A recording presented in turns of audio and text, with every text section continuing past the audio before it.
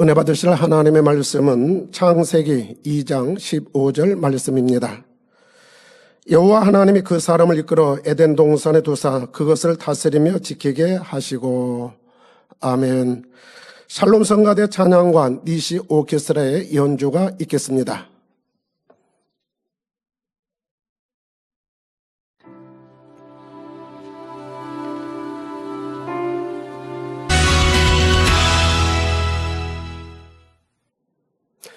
올로 목사님의 설교 창세기 강의 쉬운 5번째, 공룡 3번째 말씀을 듣겠습니다. 사랑하는 성도 여러분, 전 세계 및 전국의 지구의 성도 여러분, 지성전 성도 여러분, 전 세계 인터넷을 통해 예배드리는 모든 성도 여러분, GCN 시청자 여러분, 창세기 강의 55번째 시간입니다. 지난 시간에는 공룡이 에덴 동산의 선악과를 따 먹으려다가 지구로 쫓겨난 내용까지 말씀을 드렸습니다. 그런데 공룡들은 지구로 쫓겨났으면서도 잘못을 깨닫지 못했습니다. 후회하거나 자숙하는 모습이 아니었지요. 오히려 억울해하였습니다. 선악과를 따 먹지도 않았는데 에덴 동산에서 쫓겨난 것에 대해 불만을 가졌지요. 성도님들은 자신의 잘못으로 징계를 받거나 지적받을 때 마음이 어떠신지요? 마음이 겸손한 사람은 소자가 지적을 해도 달게 받습니다. 그 지적하는 내용이 자신에게 전혀 해당되지 않는다 해도 일단 그러한가 하고 자신을 점검하지요. 여러분, 부부싸움 하시는 분들, 또 부모 자녀 간에 대화가 매끄럽지 못한 분들도 한번 잘 숙고해 보시기 바라요. 왜 부부싸움이 일어나는가? 또 아내는 왜 남편의 말을 듣지 않고 또 남편도 아내를 주 안에서 이렇게 잘 다스려야지 않는데 그렇지 못하고 또 말의 다툼이나 이런 저런 것들이 생겨나는가 또 잘 이해를 해야 됩니다. 왜 그러는가? 그래서 지적하는 내용이 소자가 지적한다 할지라도 내가 귀 기울여 들을 줄 알아야 되고 또 묵상해 봐야 됩니다. 그 말에 대해서 무시하지 말고 그러한가 하고 자신을 점검해 봐야 됩니다. 그런데 지적받을 만한 일을 했으면서도 지적을 잘 받지 못하는 사람들이 있습니다. 그들은 여러 부류로 나뉘는데 먼저 자신의 잘못을 인정하는 듯 하지만 지적받기를 싫어하는 사람이 있습니다. 여러분들은 어떻게 지적받기를 싫어하십니까? 아니면 지적받을 일이 있다면 받는 것을 좋아하십니까? 나도 내가 잘못한 것을 알기에 민망한데 굳이 이렇게 지적하셔야 하나 하며 속상해하지요. 그런 분들은 여기에 아니 계시면 너무나 좋은데, 또한 이런 부류도 있습니다. 자신도 잘못하긴 했지만 다른 사람의 잘못이 더 크다 생각하는 경우이지요. 잘못이 더 큰 사람은 그냥 두고 자신만 지적한다고 생각하며 지적하는 사람에게 불만을 갖기도 합니다. 이외에 자신은 그럴 만한 이유가 있었는데 그것은 몰라주고 지적만 한다며 서운해하는 경우도 있습니다. 심지어 지적해 주는 말을 감정적인 말로 대받아치는 사람도 있습니다. 당신이나 잘하라고 하거나 남의 일에 상관하지 말라는 식의 말로 지적을 물리쳐버리는 경우입니다. 이런 사람은 마음이 너무나 교만한 것이지요. 잠언서 13장 10절에 교만에서는 다툼만 일어날 뿐이라 권면을 듣는 자는 지혜가 있느니라 했습니다. 잠언 29장 1절에도 말씀하기를 자주 책망을 받으면서도 목이 곧은 사람은 갑자기 패망을 당하고 피하지 못하리라 했죠. 자주 책망을 받으면서도 목이 곧으니까 자주 받는 이유가 뭐예요? 안 고치니까 자주 받는 거 아니에요? 고치질 않으니까, 돌이키질 않으니까. 그러니까 그거는 목이 곧은 사람이라 이 말이에요. 그런 사람은 갑자기 패망을 당하고 피하지 못하리라. 그러므로 성도님들은 지적이나 권면을 달게 받을 줄 아는 지혜로운 분들이 되시기를 바랍니다. 성도 여러분, 공룡은 지구가 참 좁게 느껴졌습니다. 그동안 지구와 비교할 수 없을 만큼 광활한 에덴 동산에서 살았기 때문이죠. 지구는 에덴 동산과 달리 신성함도 느껴지지 않았습니다. 에덴 동산은 영에 속한 세계이지만 지구는 육의 세계이지요. 또한 에덴 동산은 아담의 영향력이 직접 미치는 곳입니다. 모든 사람과 동물들도 아담의 권세에 순응하며 조화롭게 살지요. 지구도 물론 아담의 권세 아래 있었지만 그 영향력이 에덴 동산만큼 미치지는 못했습니다. 더구나 공룡이 지구로 쫓겨난 후 한동안 아담이 지구를 왕래하지 못하게 되었지요. 이에 공룡은 마치 선진국에 살다가 문명이 뒤처진 후진국으로 쫓겨난 것 같은 느낌을 갖게 되었습니다. 뿐만 아니라 공룡은 지구의 짐승들이 참 하찮게 보였지요. 공룡은 영의 세계에서 창조된 존재입니다. 아담 곁에서 오랫동안 함께 했기에 나름대로 지혜로운 면도 있었지요. 반면 지구의 동물들은 육적인 존재요. 혼우작용을 하긴 하지만 지적인 능력이 매우 낮습니다. 그저 본능에 따라 먹이를 찾아 섭취하고 번식할 뿐이지요. 또한 공룡은 지구의 동물들이 눈에 차지 않았습니다. 이게 모든 면에 비교가 안 되는 거예요. 몸집도 그렇고 뭐 지능도 그렇고 그냥 모든 게 비교가 안 돼요. 전에 에덴 동산의 동식물은 지구의 것과 같은 종류라 해도 빛깔이 더 곱고 생김새도 수려하다 했지요. 사자를 예로 들면 털의 빛깔이나 생김새가 지구의 사자는 에덴 동산의 사자보다 훨씬 못한 것입니다. 다른 모든 동물들도 마찬가지였지요. 여러분, 그래서 공룡 이렇게 보면 뭐 이빨 같은데 새카맣게 나오는데 그 에덴 동산에서 산 공룡은 그렇지 않았어요. 예뻤지, 곱고. 사람이 그렇게 상상하고 그렇게 그래도 만들어놔서 여기 나오는 것도 할 수 없이 그렇게 나올 거겠지만, 실제는 그러지 않았어요. 고왔죠, 이빨도. 모든 분야도 그냥, 보는 저런 게 아니란 말이에요.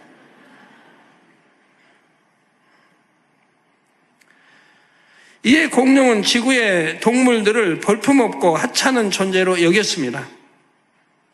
여기에 공룡은 지구의 동물들이 자신들에 비해 크기가 매우 작은 것을 가지고도 무시하기 시작했습니다.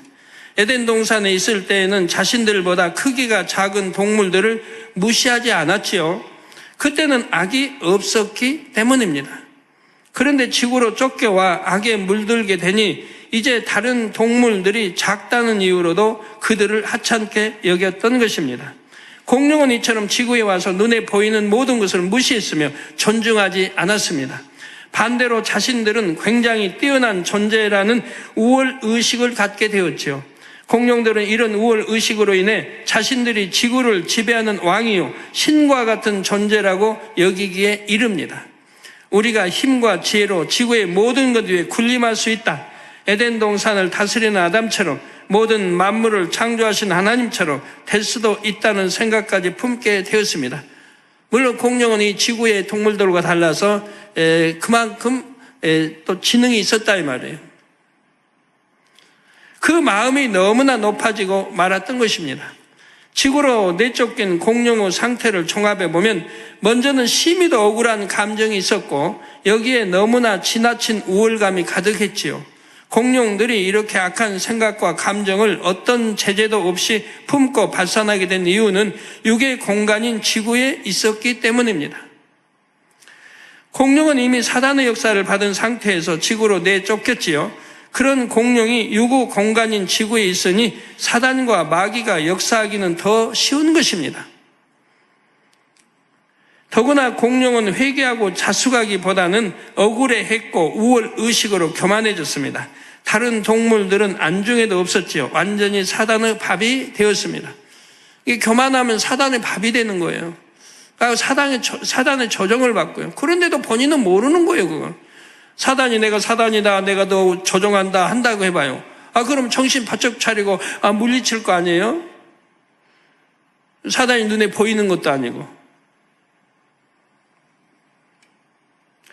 공룡들은 빠르게 악에 물들었고 난폭해졌습니다. 그 중에서도 반란을 주동했던 공룡들이 가장 난폭해졌습니다. 성도 여러분, 사람들 중에도 낮은 위치에 있을 때에는 겸손해 보였는데 높은 위치에 오르면 이내 교만해지는 경우가 있습니다. 사실 많이 그래요. 정치 이렇게 보면은 그냥 낮은 위치에서 어떻게 혁명을 일으켜내 높은 위치 가면 뭐 금방 교만해져 버리잖아요. 아나무인이고 뭐 그냥 예전과 전혀 친한 친구 사이도 딱 높아지면 그 친구 그냥 무시해버리고, 아랫사람일 때에는 마음에 교만이 있다 해도 어차피 자기 마음대로 할 수 없으니 교만이 겉으로 드러날 기회가 적습니다. 그런데 직분이 높아져서 자기 마음대로 할 수 있는 권한이 생기면 그때는 교만이 드러나는 것입니다. 근데 내 안에 보이지 않았던, 없었던 같은 교만이 있었기 때문에 드러난다 이 말입니다. 자신의 권세로서 다른 사람들을 힘들게 만들면서도 정작 자신은 모르지요. 우리 일꾼들은 그렇게 되지 않도록 늘 스스로 경계해야 합니다. 예전엔 내가 순종하는 사람이었는데 이제는 쉽게 지시하고 명령하는 사람이 되어 있진 않은가?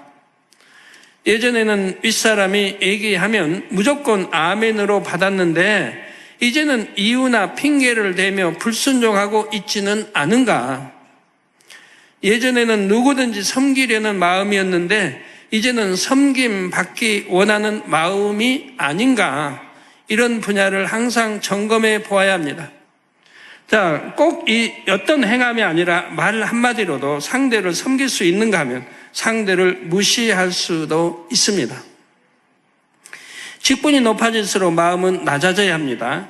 마태복음 23장 11절에 우리 예수님께서도 너희 중에 큰 자는 너희를 섬기는 자가 되어야 하리라 말씀하셨죠. 이게 섬기는 자, 그런 자를 하나님이 들어 쓰시는 거예요.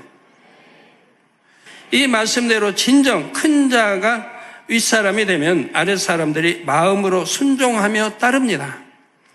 윗사람을 무서워하거나 눈치 보며 순종하는 것이 아니지요. 무서워서 억지로 하는 순종은 참이 아닙니다. 성도 여러분, 공룡이 원래 지구에 있었던 동물이 아니라 지구에 갑자기 나타난 동물임을 증명하는 것이 있습니다. 바로 공룡 화석들이지요. 여러분, 이 공룡 들으시면서 의문점 가지면 설마 우리 학교에서는 이렇게 배웠는데 이거 전혀 안 맞다. 학교에서 배운 거하고 내 지식하고 배운 지식하고 너무 안 맞다. 또 어떻게 지구가 아닌 에덴 동산 오고 이렇게 혹여 이렇게 생각하시는 분들이 있다면 설명을 잘 들어보시고 깨우쳐 보시기 바라요. 과연 그러한가 그러하지 아니한가. 자, 공룡의 화석들, 세계적으로 발견된 공룡 화석들을 보면 공룡이 생존 시에 한데 모여 살았음을 알 수가 있습니다.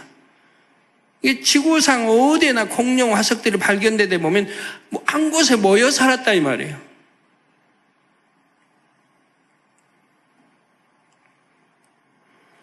공룡 화석들은 특정 지역에 밀집해 있기 때문이지요. 예를 들어 캐나다 벨버타 주에서는 여러 종류의 공룡 화석이 다량 발견됐습니다. 그 중에는 새끼부터 다 큰 공룡까지 다양한 크기를 보이는 300마리의 단일종 공룡 화석이 산출되기도 했지요.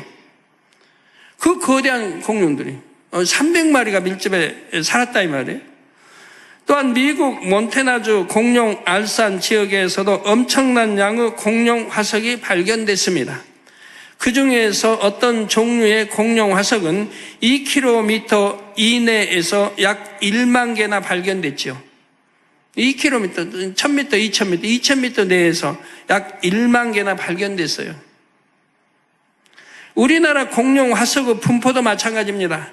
경상남북도와 전라남도 등 남부 지방에서 공룡 화석이 알, 골격, 발자국의 형태로 다량 발견됐죠. 이 알 발견도 보면 밀집되어 있는 거예요, 알도. 알, 골격, 발자국 형태로 다량 발견됐습니다. 근데 왜 경상남북도, 전라남도 등 남부 지방에 이렇게 일부에서 발견되냐 이 말. 서울도 발견되고 강원도에도 속초에도 발견되고 평양에도 발견되고 해야 될 텐데. 만일 공룡이 원래부터 이 땅에 살았던 동물이라면 이렇게 모여서 살았을 리가 없습니다. 그렇지 않습니까? 호랑이나 사자 같은 동물들도 한데 모여 살지 않지요. 모여 살면 먹이 경쟁이 치열해지기 때문입니다. 현재 지구상에 살고 있는 호랑이의 개체수와 서식 면적을 계산해 보면 서울 면적의 3분의 2인 422제곱킬로미터에 4마리가 산다는 결론이 나옵니다. 지구에 살고 있는 호랑이의 개체수, 서식 면적 계산해 보면요, 서울 면적의 3분의 2인 422제곱킬로미터에 4마리가 산다는 결론이 나온다 이 말입니다. 이게 서울 전역에서 호랑이가 산다고 하면 5마리, 6마리밖에 못 산다 이 말입니다. 호랑이 평균 몸무게는 200kg으로 한 마리가 하루 섭취해야 하는 먹이량은 최소로 잡아도 약 10kg입니다. 아프리카에서 고기 먹는 보면은 다른 동물들 보면은 이 10kg 가지고 양 안 차요. 근데 호랑이는 더군다나 200kg가 되는데 10kg 가지고 여러분도 뭐 닭 한 마리 그냥 닭 한 마리 뭐 2마리 막 드신 분 있잖아요. 2마리면 도대체 몇 킬로예요, 도대체가? 잘 드신 분은 뭐 2마리 이렇게 그냥 하루에 뭐 점심때 만약에 2마리 줘봐야 먹을 수 있고, 또 저녁에 좀 또 먹고, 밤늦게 좀 또 먹고, 그거 몇 킬로예요, 그거만도. 자, 초식 동물인 코끼리의 경우 평균 몸무게가 5톤이며 일일 최소 먹이 섭취량이 185kg이라고 합니다. 초식 동물이나 육식 동물이나 자기 체중의 3 내지 5%에 달하는 먹이를 매일 먹어야 하지요.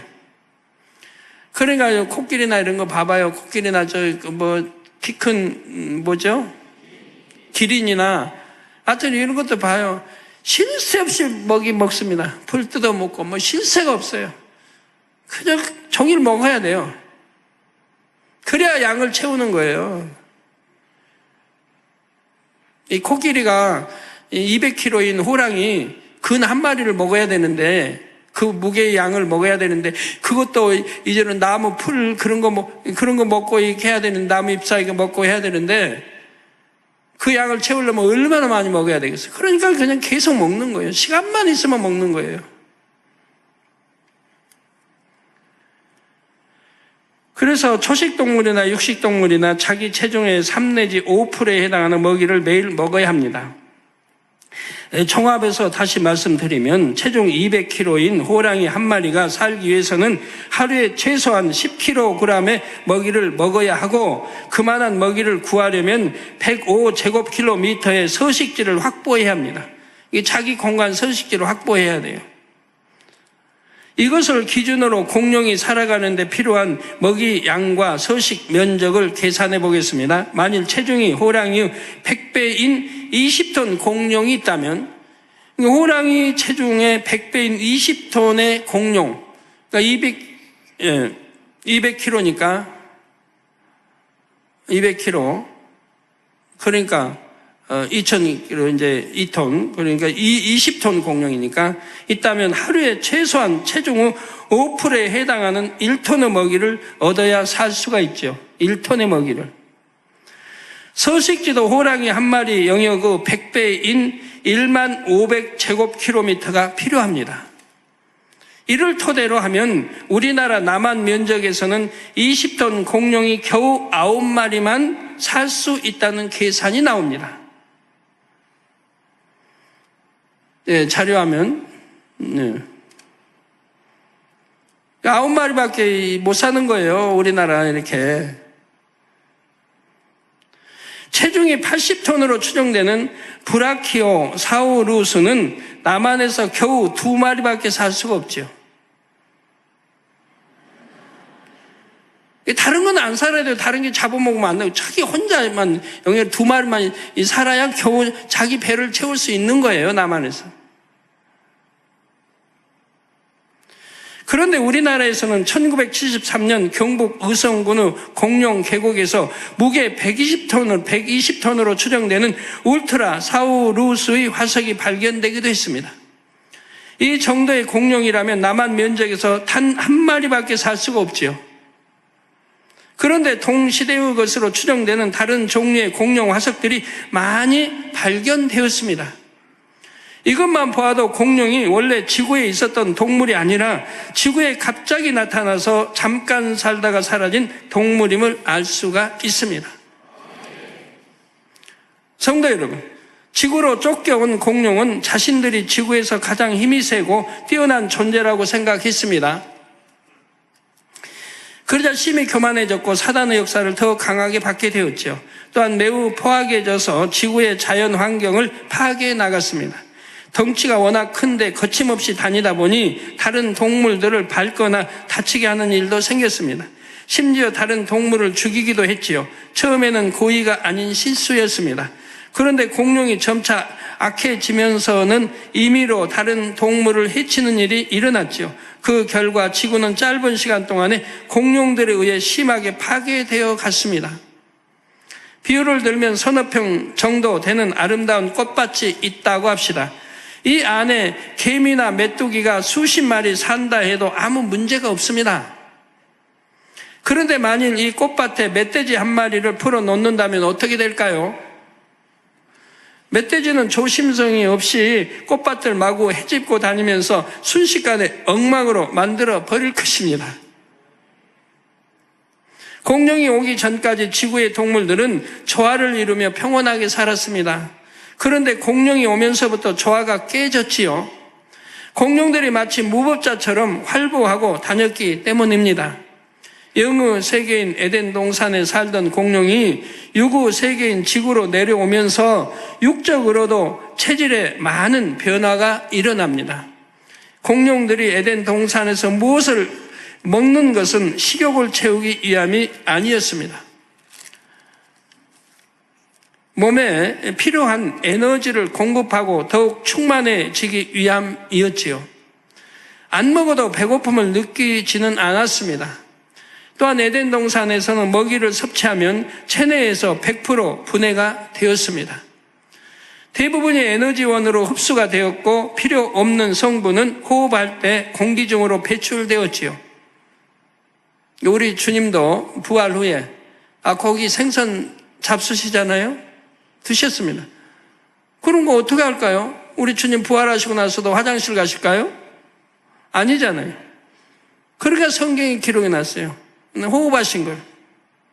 호흡을 통해 분해돼 나가버리는 거예요. 변으로 남는 게 아니고 부활체니까.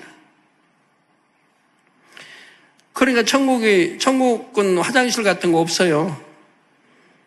있으면 거기도 냄새나고 지저분할 거 아니에요. 없어요, 그런 거. 그냥 얼마나 좋아요. 천국은 화장실 안 가도 좋지. 매일같이 뭐 사우나 안 해도 좋고 목욕 안 해도 좋고 먼지 같은 거 하나도 없어졌고 냄새나는 거 없고 발냄새 날 리도 없고 땀나서 그냥 여름에 발냄새 날리고 더워서 충만, 추워서 충만, 영하 이게 20도로 15도로 내려가니까 충만, 바람 불어 충만, 15도로 내려가면 또 바람까지 불면은 뭐 체감 뭐 온도는 뭐 25도니 막 그래요. 이래도 충만, 저래도 충만, 비만이 와서 충만, 안 와서 충만.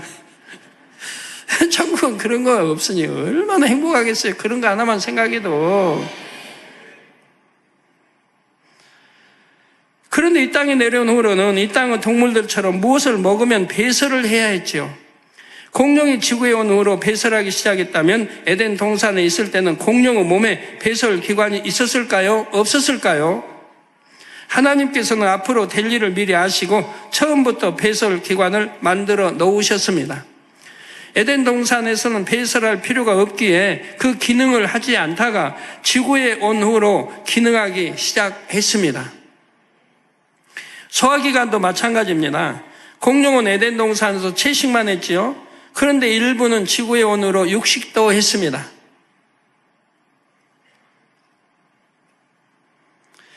소처럼 풀만 먹던 동물이 어떻게 갑자기 고기를 먹을 수 있나 생각할 분도 있을 수 있습니다. 그런데 하나님께서는 애초에 공룡의 소화기관을 육식을 해도 가능할 수 있게 만드셨다는 사실입니다. 참고로 발견된 공룡 화석 중 3 내지 5%만 육식 공룡의 화석으로 추정하지요. 95% 이상이 초식 동물의 화석입니다. 따라서 공룡이 지구로 쫓겨난 후 아주 일부만 육식 공룡이 되었던 것을 알 수가 있습니다. 공룡 중 일부는 어떻게 육식을 하게 된 것일까요? 공룡들이 유구 차원인 지구에 떨어지자 배고픔을 몹시 느끼게 되었습니다. 그 큰 덩치를 유지하기 위해서는 막대한 양의 먹이를 먹어야 했지요. 보이는 대로 과일이나 풀을 뜯어 먹었지만 에덴 동산과 달리 만족스럽지가 못했지요. 먹어도 허기를 채우기 어려웠습니다. 에덴 동산의 영의 공간을 살 때는 배고픔을 느끼지 못해요. 아주 소량을 먹는 거죠. 그래도 됐어요. 근데 이 땅에 오니까 달라져 버리는 거예요. 육의 공간에 오니까 달라져 버리는 거예요. 배고픔을 느끼는 거예요. 허기도 느끼는 거예요. 먹어도 허기를 채우기 어려웠습니다. 에덴 동산에서 양질의 과일을 먹었던 공룡이기에 지구의 먹잇감에 양이 차지 않았던 것입니다.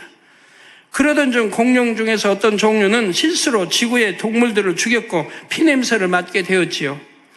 허기진 상태에서 피냄새를 맡은 공룡들은 급기야 그 고기를 먹기도 했던 것입니다. 이렇게 하여 육식 공룡이 생겨났습니다. 이게 배고픔을 느끼는 거예요, 이제. 거기에서는 배고픔을 느끼질 못하니까 또 먹을 거 얼마든지 있고 조금 먹어도 소량 조금 먹어도 나 이제 전혀 배고프다든가 힘이 없다는 이런 게 없어요. 여러분 우주 여행하는 사람들 보면 밥을 얼마 먹어요? 그냥 알 만들어서 조금 하나 먹으면 되는 거예요. 예? 그럼 그 안에 영양분이 다 있어가지고 조금 알 하나 먹으면 돼요. 그와 같이 에덴 동산은 그렇게 살았어요. 근데 이 육의 세계에 오니까 전혀 달라지더라고요. 배고픔을 느끼는 거예요, 이것들이. 그래서 이제 먹이 사슬 다툼이 생기고 포악해지는 건 포악해지고 피냄새를 맡으니까 이제 이렇게 육식으로 순간에 변해버리는 이렇게 생겨나는 거지요. 그 결과 지구에는 영육 간의 질서가 파괴되기 시작했습니다. 공룡은 지구의 환경을 훼손함으로써 유구 자연 질서를 파괴했고 동물들을 멸시하고 해침으로써 하나님의 창조 질서를 어그러뜨린 것입니다. 공룡들은 시간이 지날수록 더 많은 동물들을 함부로 죽였고 배를 채우기 위해 과일과 풀들을 엄청난 속도로 먹어 치웠습니다. 그대로 놓아두면 과일나무나 풀 종류가 멸종될 수 있는 상황이 되었지요. 이것이 과연 가능한 상황인지 비유해서 설명하겠습니다. 코끼리 한 마리가 하루에 섭취하는 먹이량은 약 185kg이라고 합니다. 이것이 얼마나 많은 양일까요?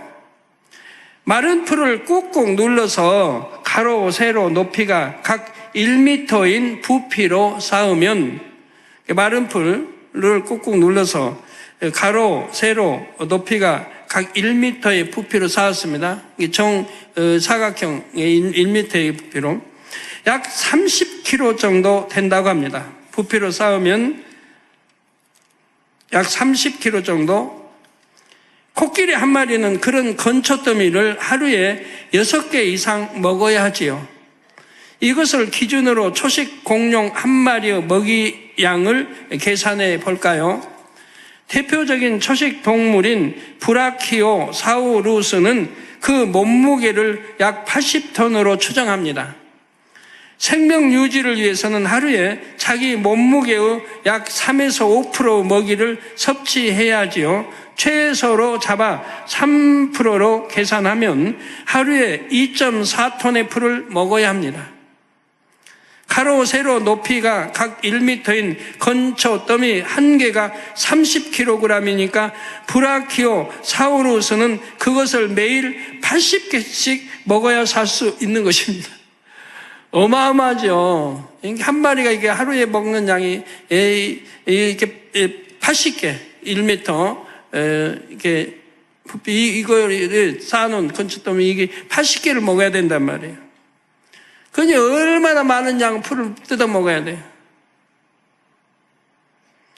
만일 20톤 무게의 공룡이 육식을 한다면 몸무게의 5%인 1톤의 고기를 먹어야 합니다. 이는 호랑이 5마리에 해당하는 양이죠. 호랑이의 평균 몸무게를 200kg로 보기 때문입니다. 그런데 에덴 동산에서 지구로 쫓겨난 공룡이 한두 마리입니까?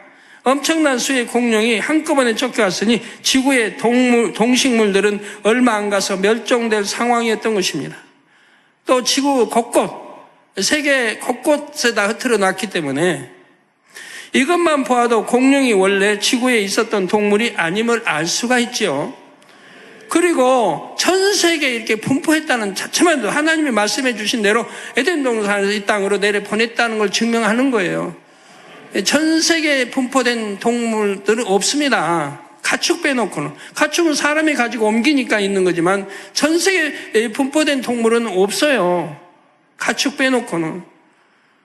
이런 거 조금만 보아도 공룡이 원래 지구에 있었던 동물이 아님을 알 수가 있습니다. 세상의 과학자들은 공룡이 지구의 지질학적 역사 중 중생대에 살았다고 말합니다. 중생대는 지금으로부터 약 2억 5천만 년 전에서 6,500만 년까지의 시기이죠.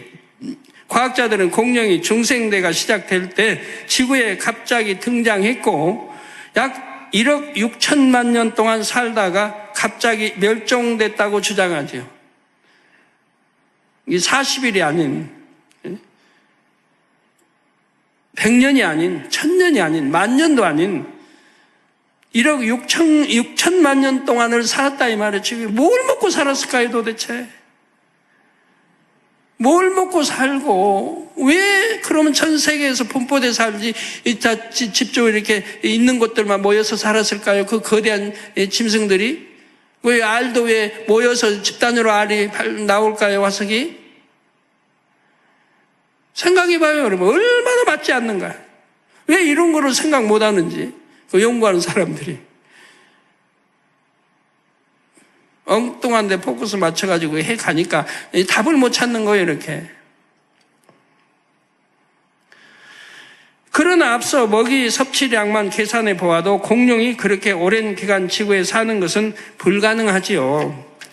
100년간 산다 해도 불가능합니다. 뭘 먹고 살아요? 다 멸종해 버릴 텐데. 공룡 입으로 다 들어갈 거니까 이 땅에 있는 짐승은 그냥 크건 적건 공룡 입으로 다 들어가 버릴 거 아니에요.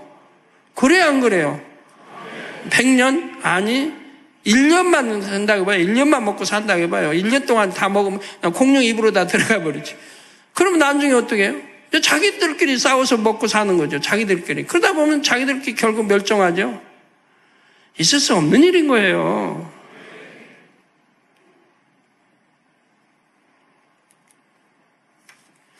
과학자들은 공룡이 살았던 시대에는 지구에 지금보다 먹이가 100배 많았다고 주장합니다. 그렇다 할지라도 그 수많은 공룡이 그렇게 오랜 기간을 살 수는 없습니다. 100배 많았다고 해봐요. 또 1년 먹어봐요. 그 많은 것들이 1년 먹어봐요. 그냥 1년이면 싹쓸이 하지. 근데 무슨 1억 6천만 그런 오랜 동안 공룡이 이 지구상에 살아요. 진화론으로 공룡을 설명하는 것은 더더욱 불가능함을 알 수가 있습니다. 진화돼서 이렇게 갑자기 나타났다 하는 것도 어디서 나타났을까요? 어디서 나타나요 도대체가? 나타나는 곳이 있어야 할까? 오는 곳이 있어야 할 거 아니에요. 지구상에 갑자기 나타났다. 거기서 오는 곳이 있어야 할 거 아니에요.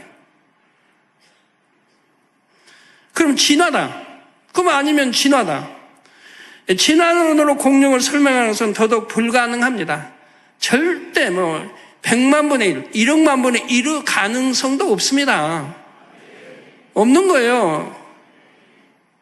그 거대한 최고의 동물이 진화되는 오랜 세월 동안 어떻게 먹고 살았겠습니까? 누가 먹이고 살았어요?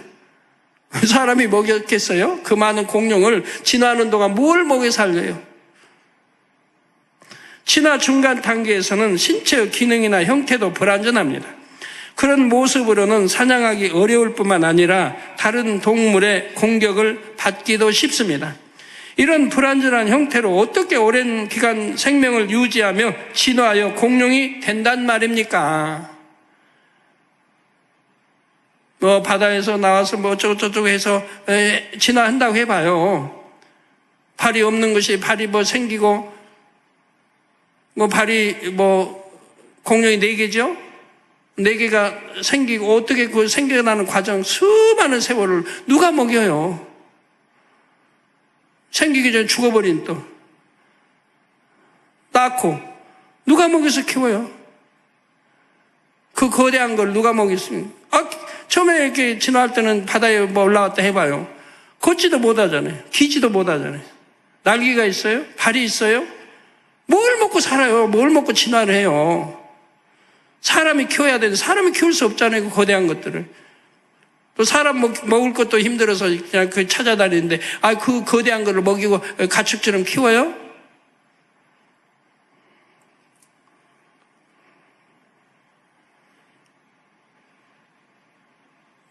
그 4발이 어떻게 해가지고 4발이 또 생기고,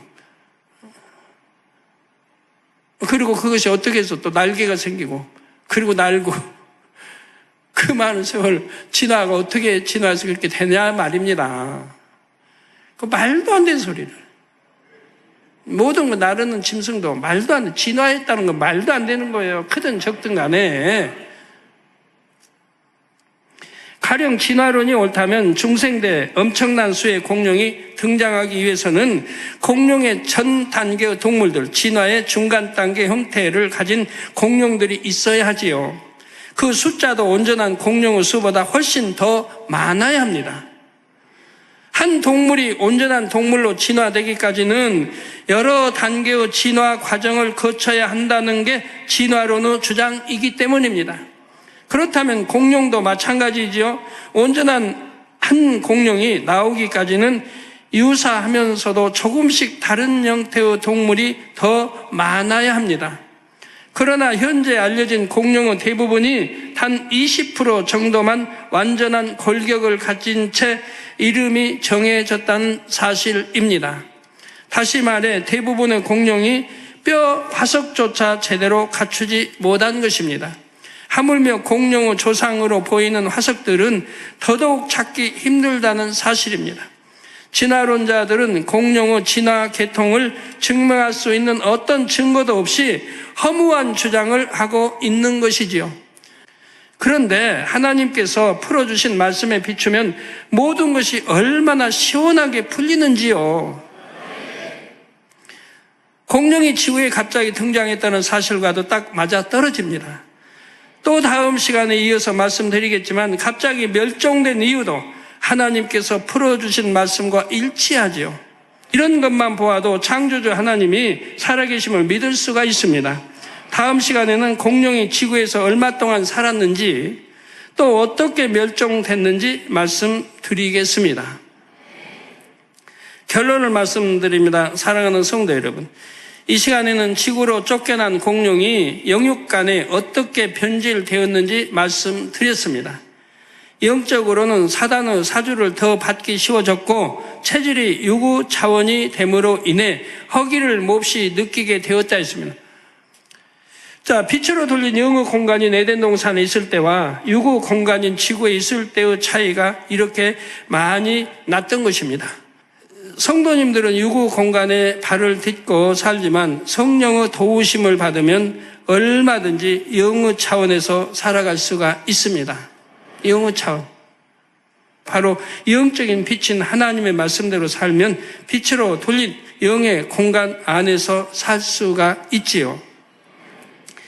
요한복음 3장 20절에서 21절에 보면 이 악을 행하는 자는 빛으로 오지 아니하나 진리를 쫓는 자는 빛으로 온다 했습니다. 악을 행하는 자는 빛으로 오지 아니하나, 그러니까 빛을 싫어하지요. 멀리하고. 진리를 쫓는 자는 빛으로 온다. 모든 성도님들은 늘 빛 가운데 거하심으로 영의 차원의 축복을 항상 넘치게 받으시기를 주님의 이름으로 축원합니다. 들은 말씀을 상고하면서 기도하겠습니다. 사랑의 바다 하나님 감사합니다. 오늘 또 들은 말씀이 우리에게 은혜와 능력, 생명이 되게 하여 주시니 감사드리나이다. 특별히 공룡 사건을 통하여서 인간 경제의 의미를 더욱 깨닫게 하시고 우리의 신앙을 점검할 수 있는 은혜도 주시니 감사드리나이다. 아버지 하나님의 사랑으로 더욱 충만케 하여 주옵소서. 감사합니다. 우리 주 예수 그리스도의 이름으로 기도하옵나이다. 아멘. 올로 목사님의 환자를 위한 기도를 받겠습니다. 아픈 곳이나 연약한 곳 위에 손을 얹고 기도받으시고 아프지 않은 분들은 가슴에 손을 얹고 마음의 소원을 위해 믿음으로 기도받으시기 바랍니다. 할렐루야. 전능하신 사랑의 아버지 하나님, 이 시간 기도받는 모든 성도님들 위해 안수하여 주옵소서. GCN과 인터넷과 화상을 통해 기도받는 지교회와 지성전 그리고 전세계 하나님의 자녀들 위에도 시공간을 초월하여 역사하여 주시기를 원합니다. 믿어지는 믿음을 주시고 부정적인 생각과 의심의 세력을 물리쳐 주옵시며 모든 시험 환난도 물리쳐 주옵소서. 머리부터 발끝까지 오장육부, 뼈, 마디마디, 온몸의 신경, 조직, 세포 등 아픈 곳마다 성령의 불로 태우시고 근본의 빛으로 역사하여 주옵소서. 예수 그리스도의 이름으로 명하노니 원수마귀 사단 모든 질병, 균, 연약함아 물러가라. 빛이 여임하라. 모든 불치, 난치병도 성령의 불로 태워 깨끗하게 역사하여 주옵소서. 말라리아를 비롯한 모든 풍토병도 물리쳐 주옵소서. 감기, 기침, 열, 몸살, 독감 등 각종 유행성 질병도 다 물러가라. 어떠한 유행성 질병, 균도 틈타지 않게 지켜 주옵소서. 위암, 폐암, 간암, 유방암, 자궁암, 대장암, 피부암 등 각종 암과 에이즈, 백혈병, 뇌졸중, 고혈압, 저혈압, 심장병, 폐병, 위장병, 당뇨, 부인병, 피부병, 갑상선, 질환과 모든 염증도 깨끗게 하여 주옵소서. 소아마비, 중풍, 관절염, 디스크도 온전케 하여 주옵소서. 요통, 두통, 신경통을 비롯한 모든 통증은 사라질지어다. 간질, 자폐증, 우울증, 조울증, 노이로제 등 모든 정신질환도 물러가라. 모든 마비된 것도 풀어지고 일어나 걷고 뛸지어다. 눈도 잘 보이게 하옵시고 귀도 잘 들리게 하여 주옵소서. 소경은 눈을 뜨고 기머거리는 들으며 벙어리는 말할지어다. 각종 사고, 후유증도 깨끗게 하시고 부러진 뼈도 붙여 주옵소서. 화상 입은 것도 온전케 하옵소서. 화기야 물러가라. 열도 물러가라. 아버지 흉터도 나지 않게 역사해 주시기를 원합니다. 마약을 비롯하여 각종 약물과 독극물 중독도 깨끗함을 입을지어다. 죽은 신경과 세포가 살아나며 죽은 자도 살아나게 하여 주옵소서. 잉태의 축복도 주시기를 원합니다. 잉태 축복을 받으라. 예수 그리스도의 이름으로 명하노니 원수마귀 사단아 하늘 공중 곳에 잡은 악의 영들아 물러가라. 그의 사자들도 물러갈지니라. 이 땅의 악한 영, 더러운 영, 거짓되고 간사한 영, 이간질하고 미혹하는 모든 어둠들은 물러가라. 모든 흉악의 결박을 풀고 어둠아 물러가라. 빛이 여임하라. 아버지 하나님, 부르짖어 기도할 수 있는 능력을 주시고 죄를 버리고 성결될 수 있는 능력을 주옵소서. 영혼이 잘됨같이 범사에 잘되게 하시고 가정의 복음화도 이루어 주시기를 원합니다. 한 주간도 모든 사고와 재앙으로부터 지켜주시고 불통이 없는 형통한 삶을 살 수 있도록 축복해 주옵소서. 성령의 불담으로 천군 천사와 주님의 불꽃 같은 눈동자로 모든 하나님의 자녀들과 가정, 일터, 사업터를 지켜주시기를 원합니다. 학생들에게 지와 명철을 더하시고 공부도 할 수 있는 뜨거운 마음과 열정도 더하여 주옵소서. 마음과 생각을 세상에 빼앗기지 않도록 지키시고 하나님을 뜨겁게 사랑하는 학생들로 축복하여 주옵소서. 하나님의 자녀들이 먹으나 마시나 입으나 무엇을 하든지 하나님 앞에 영광 돌리는 삶이 되게 축복하여 주시기를 원합니다. 나는 하나님을 만났노라, 체험했노라, 응답 받았노라, 축복 받았노라, 간증하는 입술이 되게 역사하여 주옵소서. 아버지 하나님 감사합니다. 홀로 영광 받으옵소서. 우리 주 예수 그리스도의 이름으로 기도하옵나이다. 아멘.